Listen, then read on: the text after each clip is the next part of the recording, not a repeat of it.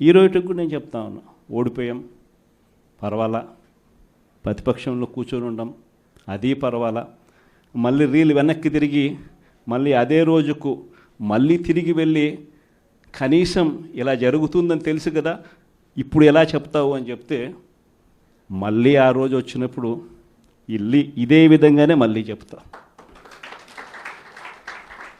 ఎందుకనంటే రాజకీయాలలో విలువలు విశ్వసనీయత అన్న పదానికి అర్థం అది. ఎన్నికలు ఎప్పుడొచ్చినా కూడా అదే విలువలు అదే విశ్వసనీయత అన్న ఒకే ఒక పదం మీద మళ్ళీ వైఎస్ఆర్సీపీ మళ్ళీ అఖండ మెజారిటీతో మళ్ళీ గవర్నమెంట్.